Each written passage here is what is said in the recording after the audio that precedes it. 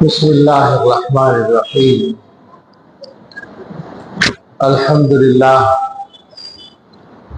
نحمده ونستعینه ونستغفره ونؤمن به ونتوکل علیہ ونعوذ باللہ من شرور انفسنا ومن سیئات اعمالنا من يهده الله فلا مضل له ومن يضلله فلا هادي له ونشهد أن لا إله إلا الله وحده لا شريك له ونشهد أن سيدنا ونبينا ومولانا محمدا عبده ورسوله صلى الله تعالى عليه وعلى آله وأصحابه وبارك وسلم تسليما كثيرا. أما بعد فأعوذ بالله من الشيطان الرجيم. بسم اللہ الرحمن الرحیم. تبارک الذی بیدہ الملک وهو على كل شيء قدیر. الذی خلق الموت والحیاة لیبلوکم ایکم احسن عملا وهو العزیز الغفور. صدق اللہ العظیم. اللہم صلی علی سیدنا محمد وآلہ واصحابہ وبارک وسلم.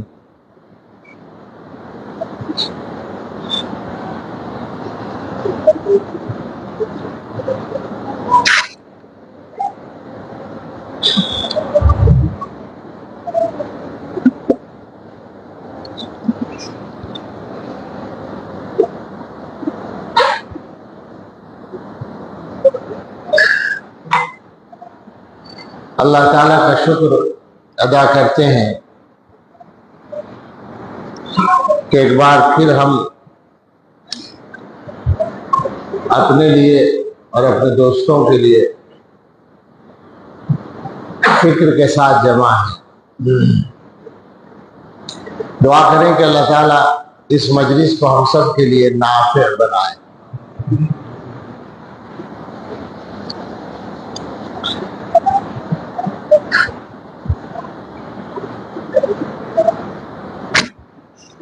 یہ بات کسی مسلمان کو بتانے کی ضرورت نہیں ہے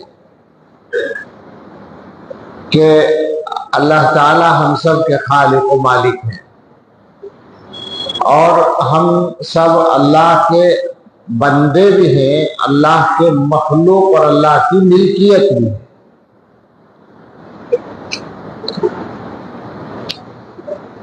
ملکیت جو ہوتی ہے اس میں مالک پورا حق رکھتا ہے. جیسے ہمارے گھر میں سامان ہے وہ ہماری ملکیت ہے تو ہمیں اس میں پورا حق ہوتا ہے. جس طرح چاہیں اس کو استعمال کریں اور چاہے جہاں اس کو رکھیں. ہر آدمی کا یہ اختیار اپنے اپنے گھر میں موجود ہے، ثابت ہے، مانا جاتا ہے. حالانکہ ہمارا جو ملکیت کا حق ہے بس وہ ویسے ہی ہے، سرسری سا اللہ نے دے دیا، ہمیں مل گیا. ہم نے نہ اس کو بنایا نہ پیدا کیا، اللہ کے دیے ہوئے پیسے سے اس کو خریدا تو وہ ہمارا ہو گیا اور ہمارا اس میں اختیار چلنے لگا. اس سے بات سمجھنے میں آسانی ہوگی کہ یہ پوری کائنات جس کے خالق اللہ تعالیٰ ہیں، پیدا کرنے والے اللہ تعالیٰ ہیں، اس کائنات میں مرضی کس کی چلنی چاہیے؟ جو مالک ہے اسی کی چلنی چاہیے. یہ بالکل عقلی بات ہے. اس میں منوانے کے لیے کسی زبردستی کی ضرورت نہیں ہے. ہم اپنے گھر کے بارے میں پہلے سے مانے بیٹھے جبکہ ہمارا حق اس سے کم ہے، تو اللہ کے بارے میں ماننا تو بہت ہی آسان ہے. یہ بچوں کو گھر بھیج دیجیے، بیٹھے بیٹھے نہیں، آواز سے نہیں، پیار سے، حکمت سے. بچوں کی غلطی نہیں ہے. بچے نے اپنے حساب سے اچھا کیا کہ مسجد میں آئے ہیں. ماں باپ کی غلطی ہے کہ مسجد میں آنے کا طریقہ ابھی تک سکھایا نہیں ہے اور نہ ارادہ ہے سکھانے کا۔ وجہ اس کی یہ ہے کہ ماں باپ ہی کو بہت ساروں کو خبر نہیں ہے۔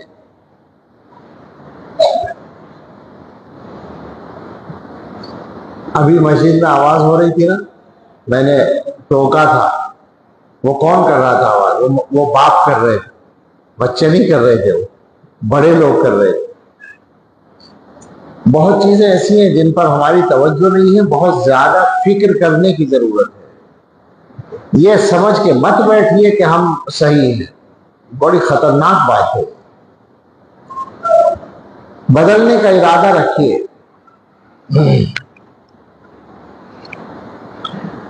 تو اللہ تعالیٰ جب خالق و مالک ہیں تو ایک اور اس سے پہلو نکلتا ہے کہ اللہ تعالیٰ نے اس کائنات کو پیدا کیا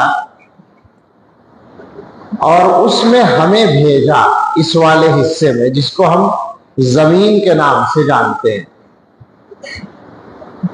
تو کیوں بھیجا؟ پیدا تو کیا تھا جنت میں، حضرت آدم علیہ السلام کو اللہ تعالیٰ نے جنت میں پیدا کیا تھا، تو وہاں سے اٹھا کر زمین پر کیوں بھیجا؟ اور پھر زمین پر یہ سلسلہ جاری کیا کہ انسان یہاں زندہ رہتا ہے پیدا ہونے کے بعد، اور پھر ایک وقت مقرر گزرنے کے بعد مر جاتا ہے، اس دنیا سے چلا جاتا ہے۔ یہ ایک سلسلہ اللہ نے جاری کر رکھا ہے۔ ہر دور ہر نسل میں یہی سلسلہ ہوتا ہے، کوئی کتنا ہی بڑا آدمی ہو اسے مرنا ہی پڑتا ہے، مر ہی جاتے ہیں سب۔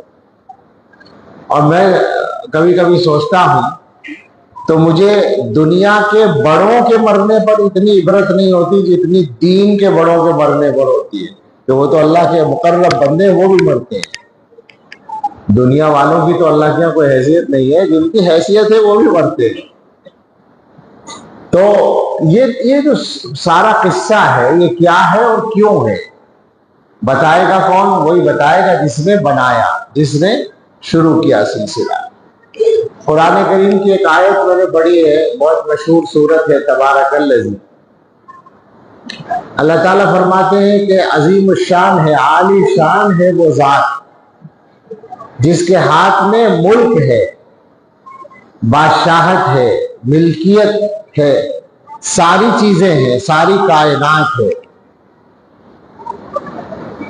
اور وہ عزیز بھی ہے، غفور بھی ہے۔ نہیں کیا ہے؟ وَهُوَ عَلَىٰ كُلِّ شَيْءٍ قَدِيرٌ، اور وہ ہر چیز پر قادر ہے۔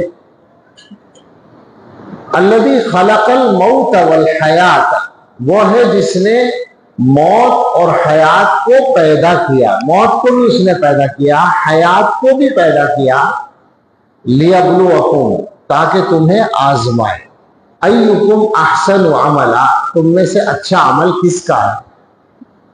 یہ ہے وہ مقصد دنیا میں بھیجنے کا، اور دنیا میں یہ سلسلہ موت و حیات جاری کرنے کا۔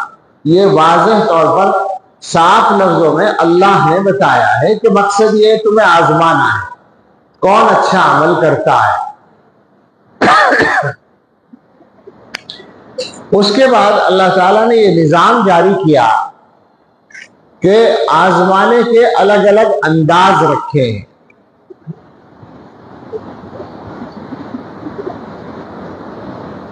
بعض علماء نے ہمارے حضرت کی کتاب پڑھی ہوگی، سورہ کہف کے فوائد، پڑھیے، پوری پڑھیے، پوری نہیں پڑھیے۔ یہ پہلے سوال کے جواب میں تو امید ہوتی ہے کہ ہاں جواب کا جواب ملے گا، اگلا سوال جو ہے اس میں اکثر یہی امید ہوتی ہے کہ پوری نہیں پڑھی ہوگی۔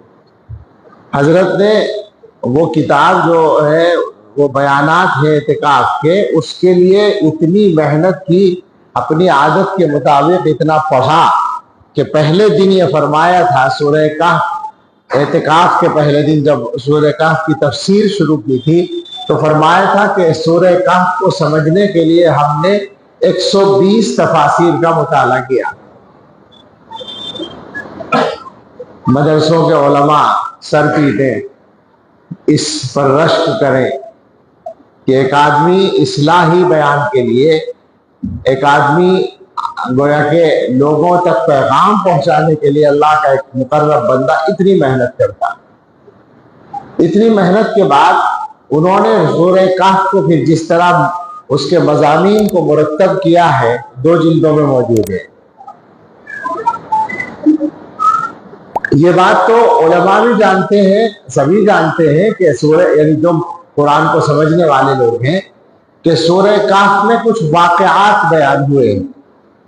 سب سے پہلا واقعہ اصحاب کہف کا ہے، جس کے نام پر سورت کا نام ہے۔ جو اللہ کے کچھ بندے تھے، اپنا ایمان بچانے کے لیے ایک غار میں چلے گئے تھے، چھپ گئے تھے جا کر۔ یہ ایک واقعہ ہے سورہ کہف میں۔ دوسرا واقعہ سورہ کہف میں ہے 2 بھائیوں کا یا 2 آدمیوں کا، جن کو اللہ نے مال دیا تھا، اور ان میں سے ایک شکر گزار تھا، ایک ناشکرا تھا۔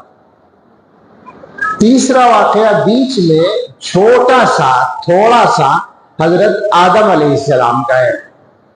چوتھا واقعہ حضرت موسیٰ علیہ السلام اور حضرت خضر علیہ السلام کا ہے۔ اور 5واں واقعہ ذوالقرنین کا ہے، جو ایک بادشاہ تھے، بڑی حکومت تھی اور انہوں نے دنیا میں سفر کیے۔ تو حضرت نے ان 5 واقعات کو سامنے رکھ کر ابتدا میں جو خلاصہ بیان کیا وہ اصل میں ہمارے موضوع سے متعلق ہے براہ راست۔ انہوں نے فرمایا کہ اللہ تعالیٰ دنیا میں انسانوں کو آزماتے ہیں، آزمانے کے لیے بھیجا ہے تو آزماتے ہیں۔ آزمانے کے لیے جو عمومی طور پر حالات ہیں وہ 4 اور 4 ہیں۔ 4 اور 4 کا مطلب 8، تو 8 اس لیے نہیں کہا، 4 گویا اچھے حالات ہیں، 4 مشکل حالات ہیں۔ اس کو ذرا سا بدل کر یہ بھی فرمایا کہ اللہ تعالیٰ بندوں کو آزماتے ہیں شکر سے بھی اور صبر سے بھی۔ کچھ بندوں کو نعمتیں دے کر آزماتے ہیں کہ شکر ادا کرتے ہیں یا نہیں، کچھ بندوں کو مشکل دے کر آزماتے ہیں کہ صبر کرتے ہیں یا نہیں۔ تو اگر مختصر کریں تو 2 ہیں، صبر اور شکر۔ اس کو پھیلائیں تو 4 اور 4 ہیں، 8۔ فرمایا اللہ تعالیٰ بندوں کو آزماتے ہیں عزت دے کر بھی اور اس کے مقابلے میں ذلت دے کر بھی۔ 2 ہو گئے، ایک ادھر ایک ادھر۔ دوسرا طریقہ آزمانے کا ہے، آزماتے ہیں بیماری دے کر بھی اور صحت دے کر بھی۔ صحت شکر کی چیز ہے، بیماری صبر کی چیز ہے۔ تیسرا فرمایا اللہ تعالیٰ آزماتے ہیں مالداری دے کر بھی اور تنگی دے کر بھی، فقر اور غنا۔ چوتھا نفع دے کر بھی اور نقصان دے کر بھی۔ اس طرح سے اللہ تعالیٰ کی طرف سے آزمائش کے حالات آتے ہیں بندوں پر۔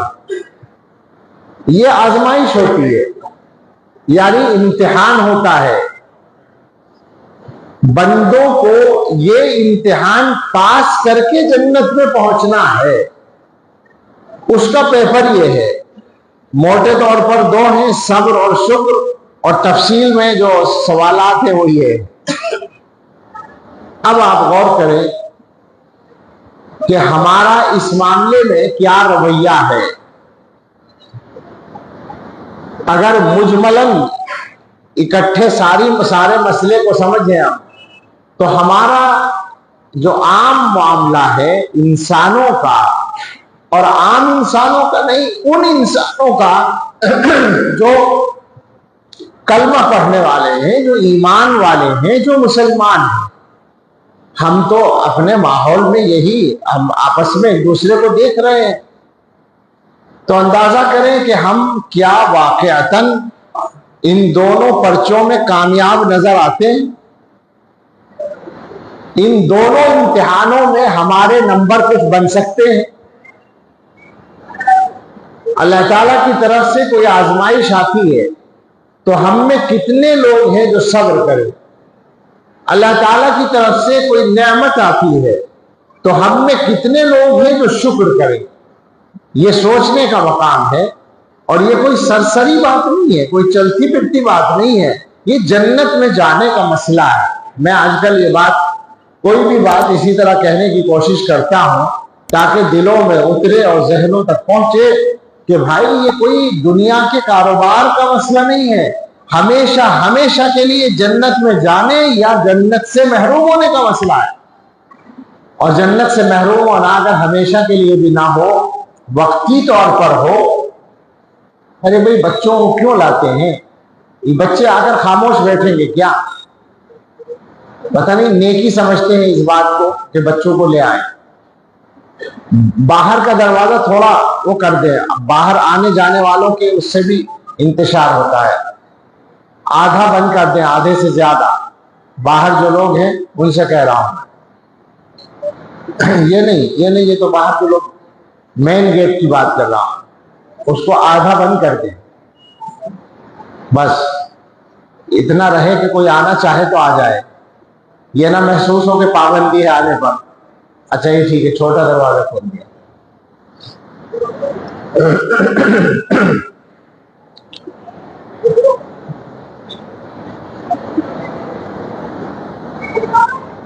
اور جو لوگ برآمدے میں ہیں وہ سکون سے بیٹھ جائیں، بلا تکلف کہہ رہا ہوں۔ بچوں سے کہہ دیں بچے گھر چلے جائیں۔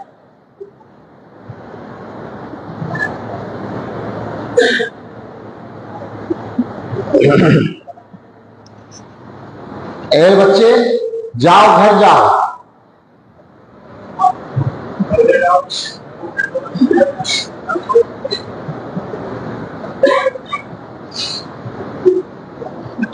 بچوں کو سکھانا ہے، بچوں کو بہت کچھ سکھانا ہے، مگر سکھانے کا مقام اور وقت یہ نہیں ہے۔ ہم بھولے بیٹھے ہیں، گھروں میں بچوں پہ ہمارا کوئی دھیان نہیں ہے۔ باپ اپنے گھر میں کئی کئی گھنٹے رہتا ہے اور بچہ غائب ہے، باپ کو فکر ہی نہیں ہوتی کہ بچہ کہاں ہے۔ یہ حال ہمارا عام طور پر ہے، اسی لیے بچوں کا یہ حال ہوتا ہے۔ ہم نے بچوں کو مسجد میں آنے کا کوئی ادب نہیں سکھایا۔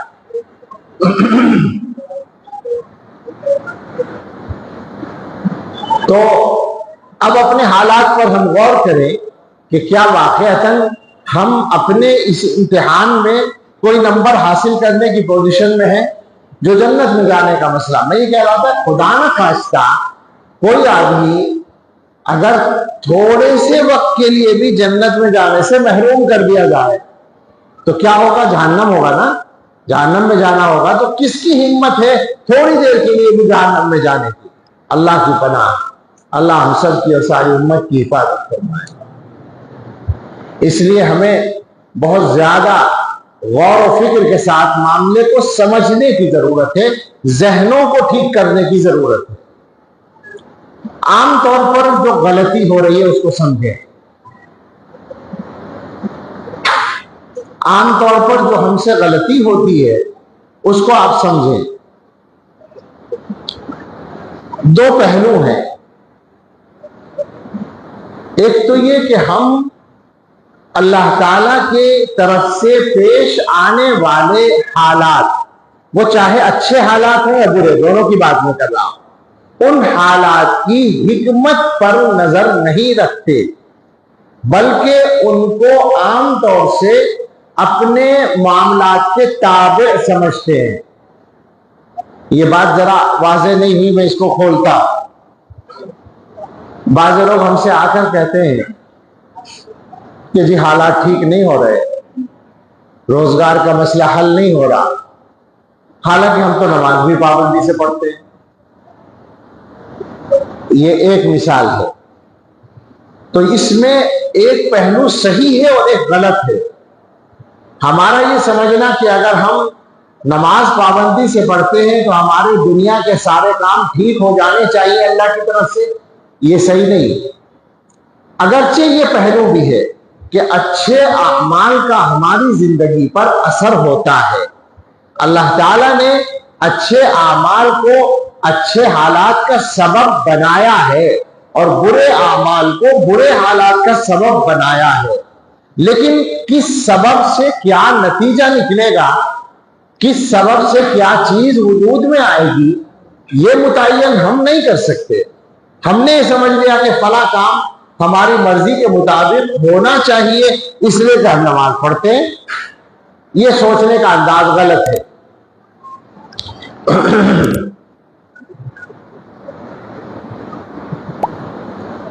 اللہ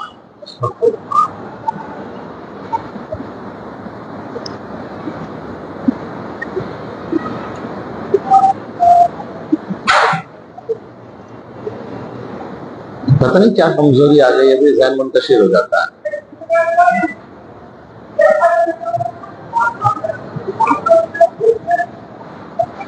ایسا کریں اب تقدیر پہ راضی ہو جائیں، میں بھی ہو جاتا ہوں، آپ بھی ہو جائیں، چھوڑ دیں.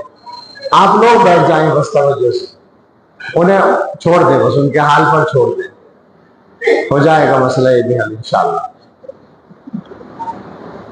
تو جو حالات ہیں، اب اس میں دو باتیں اور جوڑ لیں. میں کچھ اسی موضوع کی چند باتیں پہنچا دینا چاہتا ہوں. قرآن کریم میں آیت ہے وَمَا أَصَابَكُم مِّن مُّصِيبَةٍ فَبِمَا كَسَبَتْ أَيْدِيكُمْ وَيَعْفُو عَن كَثِيرٍ. یہ واضح طور پر بتاتی ہے کہ برے اعمال سے برے حالات کا تعلق ہے. جو کچھ حالات تمہیں پیش آتے ہیں وہ تمہارے اعمال کی وجہ سے ہوتے ہیں، اور بہت سے اعمال کو اللہ تعالیٰ معاف کر دیتے ہیں. یعنی جتنی غلطیاں تم کرتے ہو سب کا نتیجہ تمہیں نہیں ملتا، بہت کچھ معاف ہو جاتا ہے، کسی کسی کا نتیجہ تم تک پہنچتا ہے. یہ اس آیت کا مفہوم ہے. تو گویا کہ مشکلات اور مصائب کا سبب برے اعمال بن سکتے ہیں، بنتے ہیں، اور نیک اعمال یہ اچھے حالات کا سبب بنتے ہیں. لیکن دونوں کے لیے ضروری ہے کہ بندہ اپنے معاملات پر اس طرح غور کرے جیسے اللہ تعالیٰ چاہتے ہیں. تمہید میں چونکہ سورہ کہف کا ذکر آیا تو تھوڑا سا وہاں کی مثالوں سے بات کو واضح کر لیں. سورہ کہف میں 5 واقعات جیسے میں نے ابھی کہا بیان کیے گئے ہیں، اور سب ملا کر ان 2 عنوانات کے تحت ہیں، صبر اور شکر کے تحت، یا ان 8 عنوانات کے تحت ہیں. مثلا اصحاب کہف کا واقعہ کہ انہوں نے اپنے زمانے کے اقتدار کے خلاف، طاقت کے خلاف اللہ کی توحید کو اور صحیح دین کو اختیار کر لیا. بادشاہ کی طرف سے دباؤ یہ تھا کہ ہمارا مذہب مانو، انہوں نے صحیح مذہب کو اختیار کیا. یہ گویا ان کے لیے آزمائش کا مرحلہ آیا. یہ ایک بڑی مشکل کا مسئلہ تھا، حالات کے موافق نہ ہونے کا مسئلہ تھا. میں یہاں پورے طور پر منطبق نہیں کرنا چاہ رہا ہوں اپنے ملک کے حالات پر، اس طرح 100% منطبق ہے بھی نہیں، مگر جو رکاوٹیں ہوں ان کے کو سوچ سکتے ہیں اس کے پس منظر میں. اصحاب کہف نے کیا کیا؟ اس وقت انہوں نے اپنے آپ کو، اپنے عقیدے کو اور دین کو بچانے کے لیے وہ ساری سہولیات جو ایک عام شہری کے طور پر یا شاہی خاندان، بعض روایت کے مطابق شاہی خاندان کے لوگ تھے، اس کا فرد ہونے کے طور پر ان کو حاصل تھی، آسانیاں وہ ساری چھوڑ دی اور وہ ایک غار میں چلے گئے. تو اب یہ ہے وہ امتحان جس میں ان کو آزمایا گیا، اور وہ 100% نمبر حاصل کر کے کامیاب ہو گئے. اللہ تعالیٰ نے ان کے ساتھ اپنے ایک خاص معاملے کا مظاہرہ فرمایا، اظہار فرمایا. ایک تو یہ کہ اللہ نے ان کے لیے اس مرحلے کو آسان کر دیا، یعنی ان کو سلا دیا. آسان کرنا ہی تو ہوا نہیں ہے، اگر جانتے رہتے تو بیچارے پریشان ہوتے، کھانے پینے کا بھی مسئلہ ہوتا اور پھر اپنے آپ کو بچانے کا بھی ہوتا. لیکن وہ سو گئے اور عام لوگوں کو پتہ ہی نہیں چلا کہ وہ کہاں چلے گئے، ان کے لیے وہ غائب ہو گئے. ایک تو یہ آسانی ہوئی. پھر جب 300 سال کے بعد اللہ تعالیٰ نے ان کو جگایا تو ان کو ذریعہ بنا دیا ایک عقیدے کی اصلاح کا، کہ لوگوں میں یہ اختلاف تھا کہ دوبارہ زندہ کیا جائے گا یا نہیں. تو یہاں اللہ تعالیٰ نے ان کو جگا کر بتا دیا کہ ہم تو دنیا میں کر کے دکھا رہے ہیں، قیامت میں تو ہوگا ہی ہوگا. یہ گویا انعام ان کو ملا اللہ کی طرف سے. اصحاب کہف کا واقعہ اتنا 2 منٹ میں بیان کرنے کا نہیں ہے، حضرت نے پوری کتاب لکھ دی ہے، لیکن ہمیں اپنے مضمون کو پورا کرنا ہے تھوڑے سے وقت میں. یہ ایسا ہی ہے جیسے کسی آدمی نے پوچھا تھا کہ یوسف علیہ السلام کا قصہ کیا تھا. اب یوسف علیہ السلام کا قصہ قرآن میں بیان کیا گیا اور اعلیٰ معیار پر بیان کیا گیا، تو آدھے پارے سے زیادہ میں بیان کیا گیا ہے. لیکن بیان کرنے والے نے، پوچھنے والے نے جب پوچھا کہ صاحب حضرت یوسف علیہ السلام کا قصہ کیا تھا، کہنے لگے پدرے بود پسرے داشت گم شد پازیا. ایک باپ تھا، اس کا ایک بیٹا تھا، وہ گم ہو گیا پھر مل گیا. تو 10 سیکنڈ میں سب کچھ ہو گیا، اور وہاں پتہ نہیں کتنے سال لگے تھے، اور اللہ تعالیٰ نے جو تفصیلات بیان کی وہ بھی کتنی شاندار ہیں. تو ایک واقعہ تو اصحاب کہف کا ہوا اسی سورہ کہف میں. ایک واقعہ 2 آدمیوں کا ہے جن کو اللہ نے باغ دیے تھے، دونوں کو ایک ایک باغ دیا تھا، اور شاندار اعلیٰ معیار کے باغ تھے اس زمانے کے اعتبار سے. ایک شکر گزار بندہ تھا، ایک ناشکر گزار تھا. ایک اللہ کو ماننے والا تھا، دوسرا بھی مانتا تو تھا کسی درجے میں، مگر ذہن اس کا الٹا تھا. اس نے یہ سمجھ رکھا تھا کہ جب مجھے دنیا میں اللہ نے مال دیا ہے تو آخرت میں جنت بھی مجھے ہی ملے گی. ایسا بھی بہت سے لوگوں کو غلط فہمی ہوتی ہے کہ ہم یہاں مزے کر رہے ہیں تو وہاں کیوں پریشان ہوں گے، جب یہاں دیا وہاں بھی دیں گے، ہمیں کیا پریشانی، یہاں بھی مزے وہاں بھی مزے. یہ غلط فہمی تھی اس کو.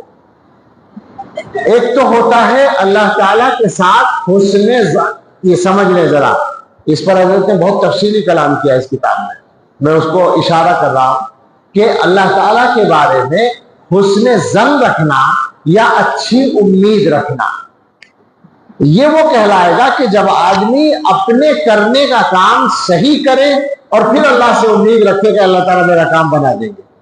حسن ظن کا موقع ہے، حسن ظن کا حکم ہے، اور بتایا گیا ہے کہ بندہ اللہ کے ساتھ جیسی امید رکھتا ہے اللہ تعالیٰ ویسا کرتے ہیں اس کے ساتھ. یہ ہے حسن ظن، خوش گمانی، اللہ کے ساتھ اچھا گمان. ایک وہ ہے جو اس آدمی نے کیا تھا، وہ ہے اپنے بارے میں خوش فہمی. ٹھیک ہے نا، عام آدمی بھی سب سمجھتے ہیں خوش فہمی کا مطلب کیا، بغیر بنیاد کے اپنے آپ کو سوچ رکھا ہے ایسا ہو جائے گا اور ایسا ہو جائے گا، یہ ہے خوش فہمی. تو اس نے ناشکری کرتے ہوئے یہ سوچ رکھا تھا کہ جب یہاں مجھے ملا ہے تو وہاں بھی ملے گا. وہ دوسرا ساتھی سمجھاتا تھا مگر وہ مانتا نہیں تھا. اللہ کی طرف سے عذاب آیا اور اس کا مال ختم ہو گیا، اس کا باغ ختم ہو گیا. تو اب یہ 2 آدمی ہیں جو آزمائے گئے، نعمت دے کر آزمائے گئے. شکر کرتے ہیں یا ناشکری کرتے ہیں؟ تو دونوں نے، ایک نے شکر کیا، ایک نے ناشکری کی. اصحاب کہف آزمائے گئے، انہوں نے صبر کیا حالات پر. اس کے بعد حضرت آدم علیہ السلام کا تذکرہ ہے. حضرت آدم علیہ السلام کا وہاں تفصیلی واقعہ نہیں ہے، تھوڑا سا ذکر ہے، مگر ظاہر ہے کہ حضرت آدم علیہ السلام کو بھی آزمایا گیا، اور آدم علیہ السلام سے ایک درجے میں قرآن کریم کے مطابق بھول ہوئی، مگر اس کے بعد حضرت آدم علیہ السلام نے جس بندگی کا اظہار کیا اس کا نتیجہ یہ نکلا کہ وہ امتحان میں اعلیٰ نمبروں سے کامیاب ہو گئے. ثم اجتباہ رب. اس کے بعد واقعہ ہے حضرت موسیٰ علیہ السلام کا اور حضرت خضر علیہ السلام کا. وہاں حضرت موسیٰ علیہ السلام کو آزمایا گیا. موسیٰ علیہ السلام اللہ کے پیغمبر اور اپنے زمانے کے سب سے بڑے آدمی، سب سے افضل آدمی، سب سے بڑے عالم، لیکن آزمایا گیا اسی سوال کے ذریعے کہ سوال کرنے والے نے پوچھا کہ اس زمانے کا سب سے زیادہ علم والا کون ہے؟ انہوں نے جو جواب شریعت کے مطابق تھا دے دیا کہ میں ہوں۔